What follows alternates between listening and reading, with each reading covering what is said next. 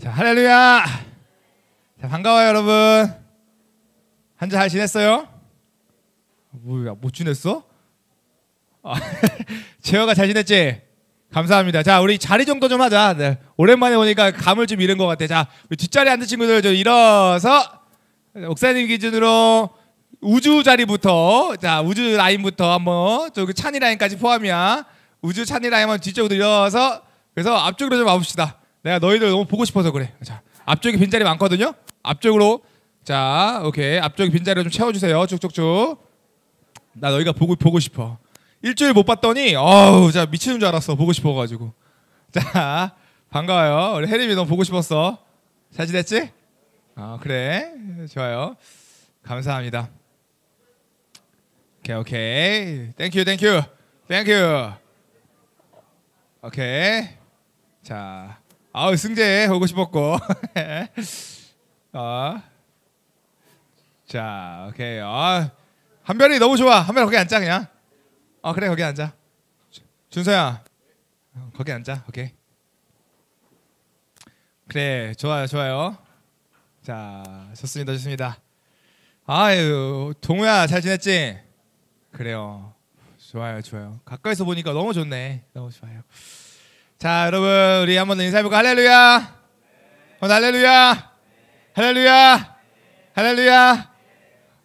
찬야, 반가워. 어디 쑥스럽게 이렇게 인사하고요. 승희도 되게 오랜만에 보는 것 같아. 그지? 아닌가?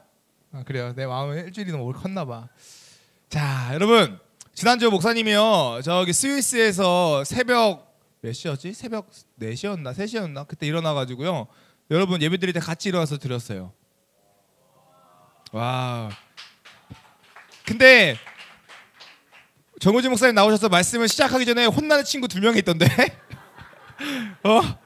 엎드린 친구, 다리 꼬는 친구 누구야? 2 친구가 있더라고. 그래가지고 자, 목사님 감사합니다. 제가 하고 싶은 이야기를 해주셨네요. 나 목사님 이렇게 생각했어. 여러분, 예배는 누구에게 드리는 거죠? 그렇죠. 우리 하나님께 예배 드릴 때에 우리의 마음과 몸을 최선을 다해서 정돈해서 드려야 돼, 안 드려야 돼? 드려야 되죠. 그래서 그 마음의 준비 자세가 꼭 필요해요. 정말 필요한 거야. 오케이. 좋아요. 오늘은 좀 다른 것 같아. 지난주 혼났다고. 아니에요? 다르죠? 감사합니다. 그래서 오늘 좀 우리 다른 마음가짐으로, 다른 태도로 우리 함께 말씀 나누고 또 예배드리는 시간 되길 축복합니다. 아멘. 감사합니다. 자, 여러분, 오늘은요, 이 로마서 9장 24절에서 29절 말씀을 통해 우리 제목 한번 읽어볼게요. 제목 시작. 네, 하나님의 부르심이라는 제목으로 함께 말씀을 나누고자 합니다. 우리 지난주에 목사님이 말씀을 안 전해서 지지난주에 말씀을 여러분들이 좀 잊어먹었을 것 같아요. 그렇죠? 지지난주에 말씀 내용 기억해요? 기억이 안 나죠? 지지난주에 우리가요, 하나님의 주권에 대한 이야기를 했어요. 뭘 이야기했다고요? 하나님의 주권에 대한 이야기를 했죠. 이 사도 바울이요, 하나님의 주권에 대해서 이야기를 할 때 한 가지 비유를 사용하는데, 어떤 비유냐면 토기장의 비유를 사용했어요. 어떤 비유요? 어떤 비유? 토기장의 비유를 사용했어요.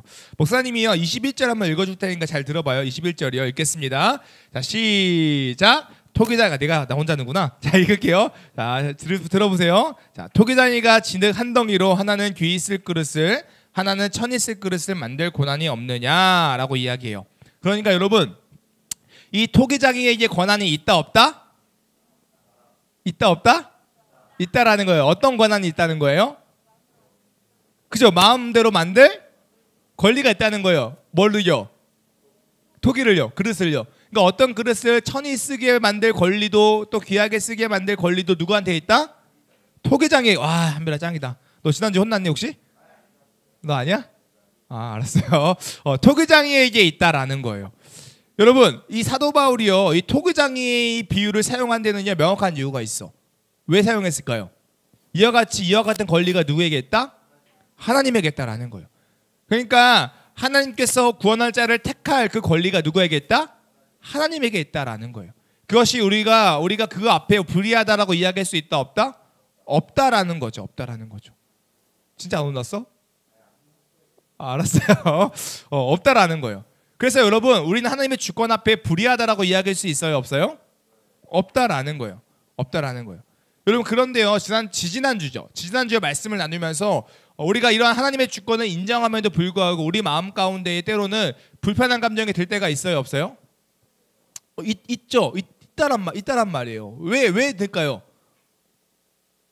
하나님이 우리의 어떠함과 상관없이 그 사람의 선함과 악함과 상관없이 그저 그 사람을 구원할지 안 할지를 택하셨다는 그 사실이 하나님의 주권임을 인정함에도 불구하고 그래도 뭔가 불편하게 다가올 때가 있어요, 없어요?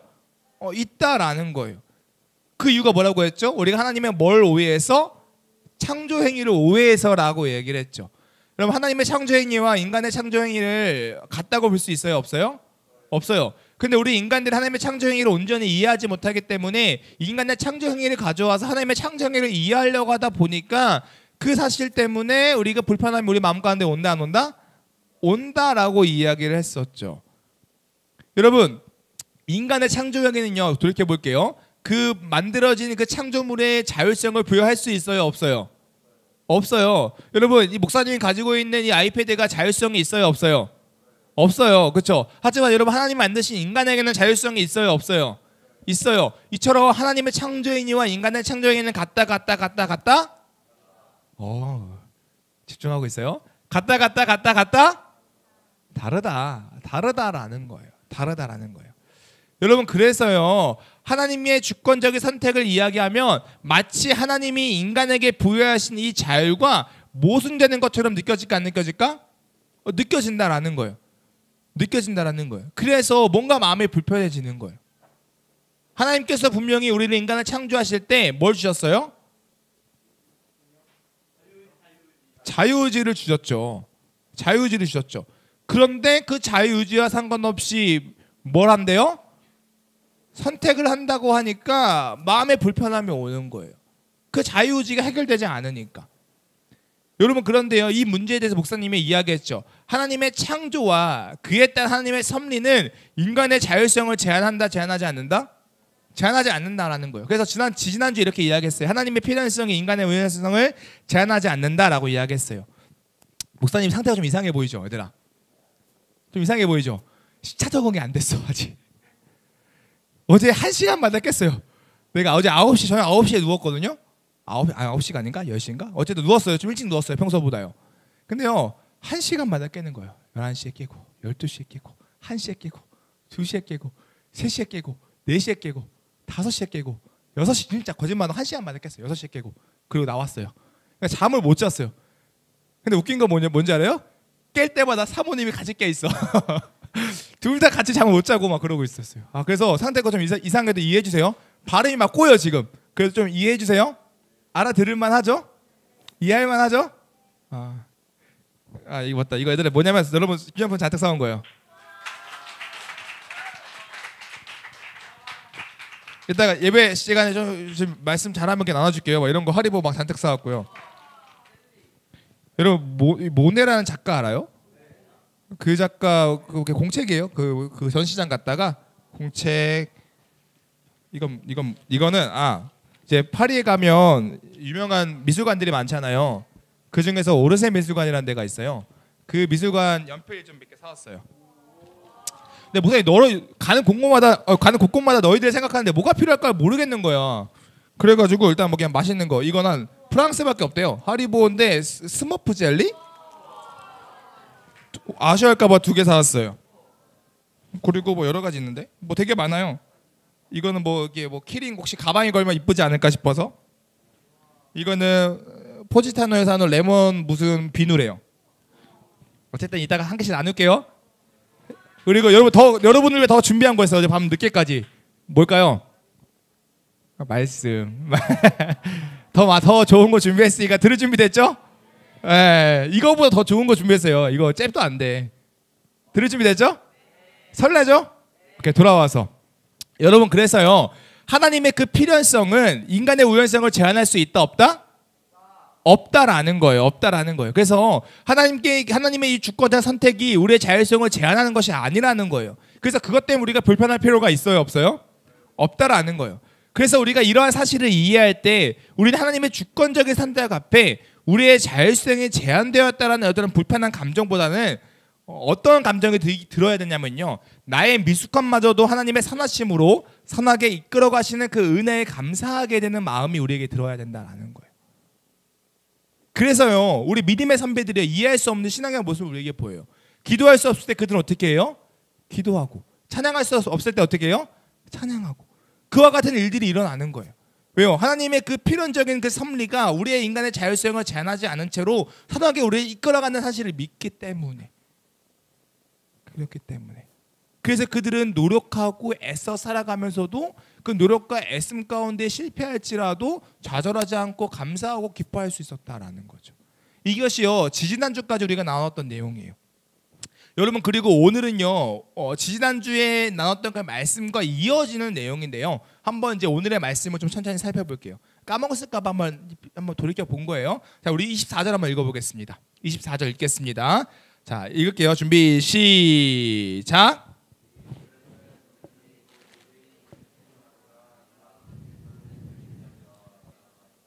아멘. 뭐라고 하냐면요. 이 그릇은 우리니 곧 유대인 중에서뿐 아니라 이방인 중에서도 부르신 자다라고 이야기해요. 여러분 바울은요. 하나님의 주권적인 선택을 이야기한 후에요. 그 주권적인 선택을 받는 존재가 어떤 존재인지를 설명하고 있어요. 다시요. 이해해 얘들아? 바울이요. 이 하나님의 주권적인 선택을 이야기한 다음에 이 주권적인 선택을 받는 그 존재가 어떤 존재냐에 대해서 이야기한다라는 거예요. 이해해요? 다시요. 자, 바울은요. 하나님께서 주권적으로 선택하신다라고 이야기해요, 안 해요? 해요. 하나님께서 구원할 자를 주권적으로 선택한다라고 이야기해요. 그러면 대체 어떤 자를 하나님께서 주권적으로 선택하시느냐에 대해서 이야기한다라는 거예요. 이해해요? 다시요. 일로 와. 지난주에 애들 안 혼났어요? 다음 주 다시 모셔도 혼내라고 해야겠다. 자, 준서야. 여기 와줘봐. 사랑해요. 우리 승현아. 여기 와줄래? 와줘요. 고마워요. 자. 승현아 일로 와봐. 가기 전에 얘기해줘봐. 내가 뭐라고 이야기했어요? 까먹었어요. 안 들었겠죠. 들었어요? 알았어요. 자, 하나님께서 주권적인 선택을 하신다고요. 누가 구원받을지. 그죠? 그런데 바울은 오늘 뭘 이야기하냐면요. 그렇다면 대체 누가 그 선택을 받느냐, 어떤 존재가 그 주권적인 선택을 받느냐에 대해서 이야기를 한다라는 거예요. 특별히 그 존재를 바울은요 비유를 통해서 이야기하는데요. 어떤 단어를 쓰냐면요. 그릇이라는 단어를 써요. 어떤 단어요? 그릇. 여러분 그래서요. 바울은 지금 하나님이 주권적으로 택하신 존재가 어떤 그릇이라고 이야기하고 있죠. 오늘 말씀에서요. 아니요. 유대인 아니에요. 잘 읽어봐요. 이방인 아니에요. 그러니까 정확하게도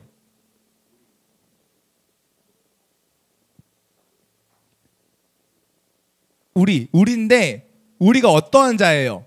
그 24절 제 끝에 그죠? 뭐라고요? 들었네. 부르신 자라는 거예요. 그러니까 어떤 그릇이냐면요. 부르신 그릇이라는 거예요. 유대인과 이방인 그 존재가 중요한 것이 아니라 부르신 그릇을 하나님께서 택하신다라고 성경은 이야기하고 있는 거예요. 여러분 지금 이 바울의 이야기를요. 우리가 잘 살펴봐야 돼요. 바울이 지금 무엇을 이야기하고 싶은 걸까요, 얘들아? 바울이 무엇을 이야기하고 싶은 걸까요? 이 그릇은 우리니 곧 유대인 중에서뿐 아니라 이방인 중에서도 부르신 자다. 여러분 지금 바울이 이야기하고 싶은 내용은요. 하나님이 주권적으로 부르신 자들만이 구원받는다? 이걸까요?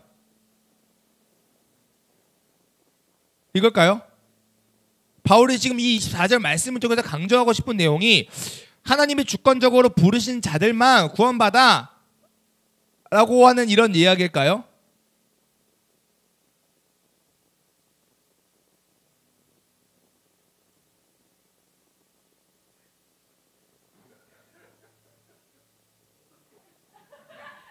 아니 맞냐고요? 맞아요?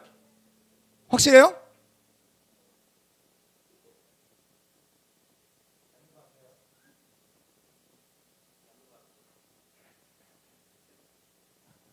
아니에요.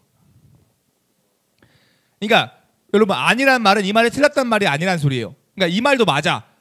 사도 바울은 하나님께서 주권적으로 부르신 자들만이 구원을 받는다라고 이야기해요, 안 해요? 이야기해요.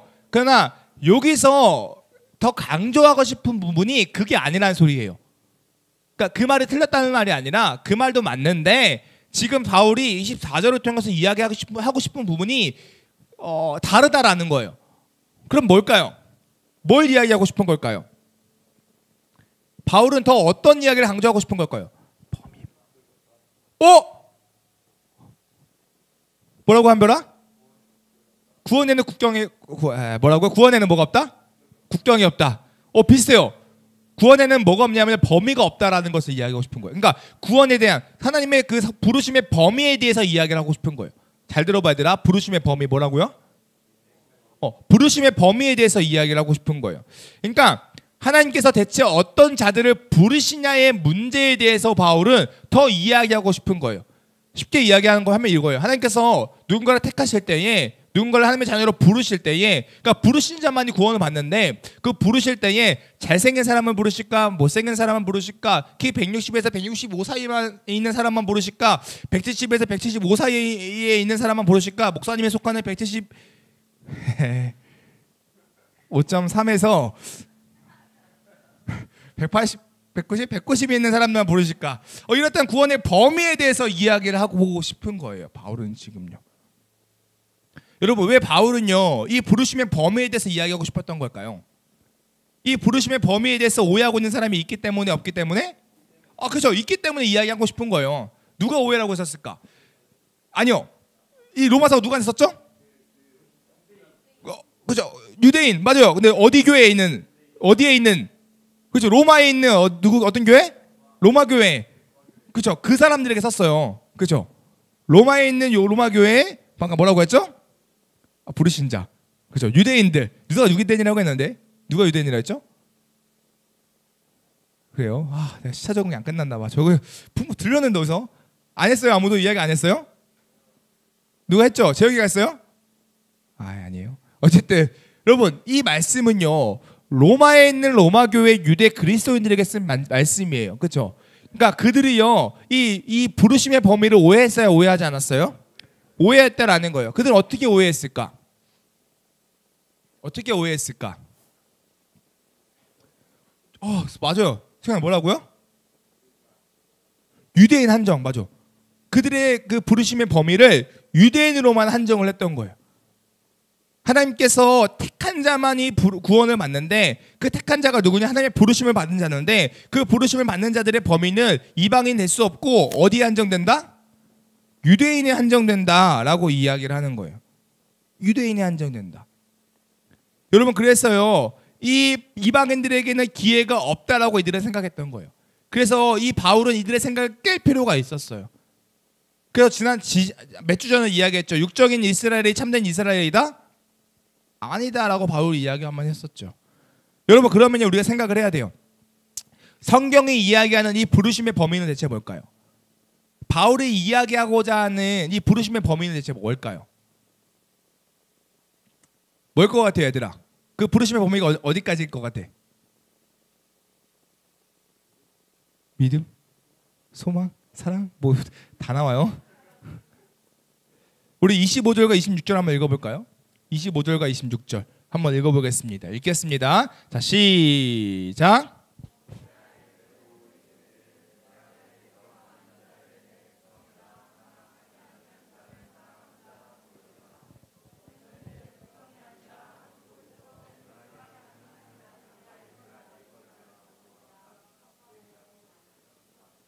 아멘. 자, 여러분 먼저 25절에요. 바울이 뭐라고 이야기하고 있냐면요. 이렇게 이야기해요.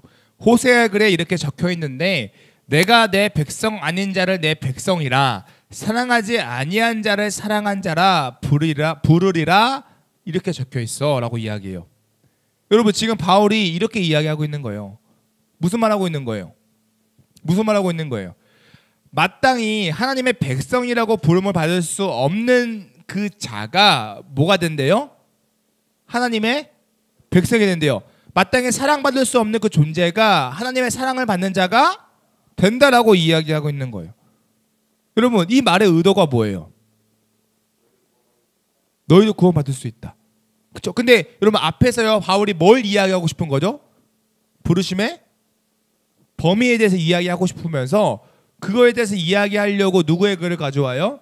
호세아의 글을 가져오고 이야기하는 거예요. 뭘 이야기하고 싶은 거예요? 알 수 없다는 거예요. 모른다라는 거예요. 당연히 이 사람은 하나님의 백성이 아니라고 생각했는데 이 사람이 뭐래요 이제는요? 하나님의 백성이래요. 당연히 이 사람은 사랑받을 수 없는 존재라고 생각했는데 이 사람이 어떤 존재래요? 사랑받는 존재래요. 인간이 생각하는 그 생각과 전혀 다른 일들이 일어나요 안 일어나요?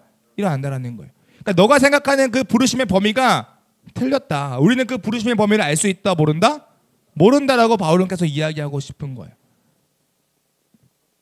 인간은 하나님의 그 부르심의 범위를 절대 알 수 없다라는 거예요. 모른다라는 거예요. 그래서요 26절에서도 이렇게 이야기해요. 우리 26절 한번 읽어볼게요. 읽겠습니다. 시작. 너희는 내 백성이 아니란 그곳에서 그들이 살아계신 하나님의 아들이라 일컬음을 받으리라 함과 같으리라.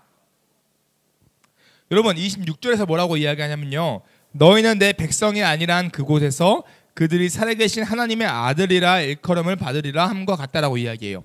그러니까 무슨 말이냐면요, 하나님의 백성이 아니라고 한 그곳에서 다시 하나님의 아들이라고 일컬음을 받는다라고 이야기하는 거예요. 하나님의 백성이 아니라고 그 여김을 받았던 자들이 그 자리에서 다시 뭐라고 여김을 받아요? 하나님의 백성이라고 여김을 받는 거예요. 여러분 이 말의 의미는 이거예요. 하나님의 백성이 아니라고 이야기했던 자들, 즉 어떤 자들이에요? 악을 행해서 타락했던 자들이 이제는 하나님의 긍휼하심을 말미암아 뭐가 된다는 거예요? 하나님의 백성이 된다라는 거예요. 상상할 수 없는 일들이요 일어난다라는 거예요. 여러분 인생을 살다 보면요 어떤 사람을 보고 우리가 그 사람이 마땅히 구원받을 수 없다라고 생각하는 사람이 있어요 없어요? 있어요. 특히 뉴스를 보면 그런 사람들의 생각이 나죠. 그런 하나님은 우리에게 말씀하세요. 과연 그 사람이 정말로 구원받을 수 없는 사람일까? 하나님의 부르심이 없는 사람일까? 그 부르심의 범위를 너희 멋대로 한정하지 마라 라고 말씀하신다라는 거예요. 아무도 모른다라는 거예요. 그 부르심의 범위를 하나님만 알 수 있다라는 거예요. 인간은 아무도 모른다라는 거예요.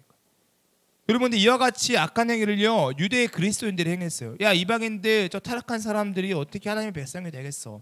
하나님께서 저 타락한 자들을 어떻게 부르시겠어? 하나님의 부르신 자들은 유대인들에게만 속한 거야. 더 봐줘서 만약에 이방인들이 유대교로 개종한다면 그들도 부르실 수 있었을 거야. 그 정도로 생각했다라는 거예요. 바울은 이와 같은 잘못된 가르침을 깨트릴 필요가 있었어요.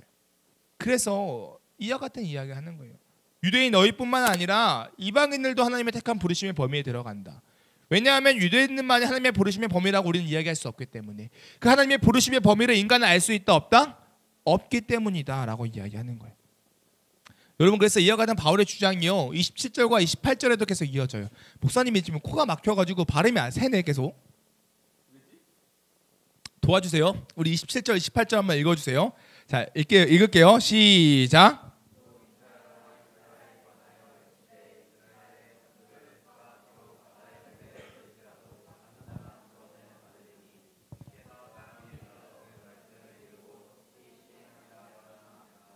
아멘. 자 바울이요 전에는 누구의 글을 가져왔지? 한별아? 전에 누구의 글을 가져왔죠? 아까 너가 얘기했던 거 호세아. 이번에는 누구의 글을 가져와요? 이사야의 글을 가져와요. 그러면서 이야기해요. 뭐라고 이야기하냐면요, 이스라엘 자손들의 수가 바다의 모래 같을지라도, 여러분 이스라엘 후손들이 많다라는 거죠. 많다라는 거예요. 근데 그럼에도 불구하고 그들 중에서 구원을 받는 자는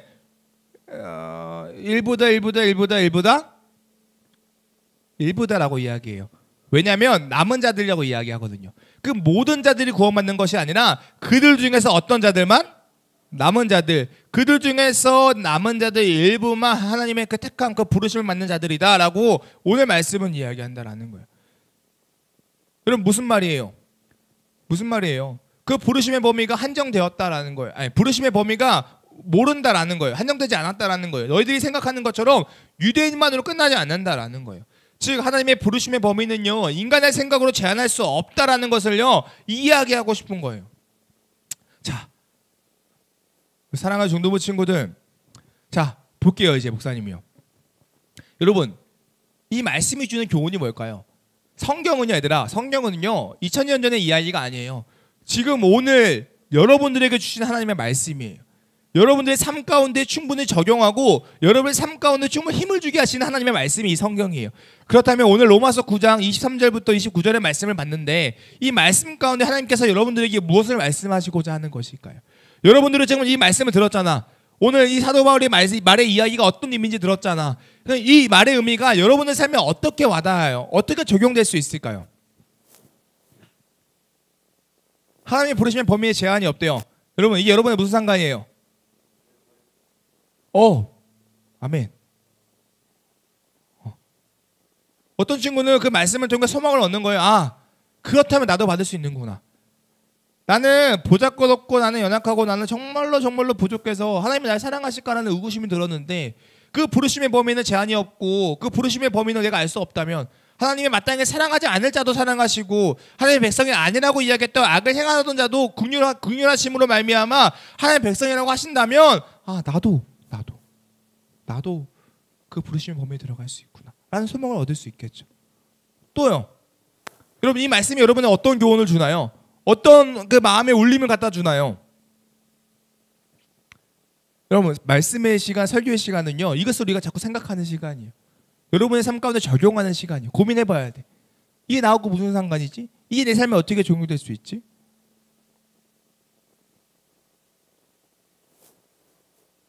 여러분, 먼저는요, 내 이웃을 대하는 태도가 달라질 거예요. 내 이웃을 대하는 태도가 달라질 거예요. 옛날에는요, 정말로 막 나가는 사람들을 보면 어떤 생각을 했는지 알아요? 야, 참 불쌍하다. 아유, 나는 쟤하고 상종하지 말아야지. 아유, 하나님이 쟤를 구원하시겠어. 아유, 타락한 인간. 이런 생각이 들었단 말이죠. 그런데 여러분, 하나님의 부르심의 범위에는 제한이 없다. 비록 지금 그 친구가 그 모습일지라도 여전히 하나님께서 그 친구를 향한 계획하심이 있고 그 친구를 부르신다고 한다면 그 친구도 구원받는 자네. 이웃을 향한 시선이 달라져요. 그리고요, 진정으로 이웃을 사랑하게 되더라고요. 목사님이요, 이번 신혼여행 가서요, 목사님의 부족함을 한번 좀 느꼈어요. 나 진짜 이번에 가서 하나님의 은혜도 많이 누리고 나의 연약한 모습도 많이 봤거든요. 하나님 앞에서 나의 시선을 더 고치고 바꿔야 될 훈련들을 많이 해야겠다는 생각도 많이 했어요. 돌아오는 날이었어요. 신혼여행을 마치고 돌아오는 날 저녁에 파리 국제공항에서 이제 목사님의 맥도날드 햄버거를 그렇게 먹어보고 싶은 거예요. 왜냐하면 한국 빅맥하고요 외국 빅맥은 사이즈가 다르대요. 그런 소문을 들었어요. 한국 빅맥은 거의 요만하면 외국 빅맥은 진짜 빅맥이래요. 너무 궁금한 거야. 안 궁금해요? 그죠? 그래서 내가 스위스 가가지고 맥도날드가 수수 앞에 있는 거예요. 먹으려고 봤더니 빅맥 2개 얼마인 줄 알아요? 5만 원인 거예요. 한국 돈으로. 내가 먹었어, 안 먹었어? 안 먹었죠. 도망 나왔죠. 그 돈 주고 왜 먹어요? 5만 원 주고 빅맥을. 그래가지고 하다가 국제공항 갔는데 공항 내에 맥도날드가 있는 거야. 그래가지고 이제 햄버거 먹어봐야 돼, 안 먹어봐야 돼? 궁금했잖아. 내가 5만 원 내가 못 써도 거기는 한 15,000원 하더라고요. 근데 15,000원 쓸 수 있잖아. 못 써요?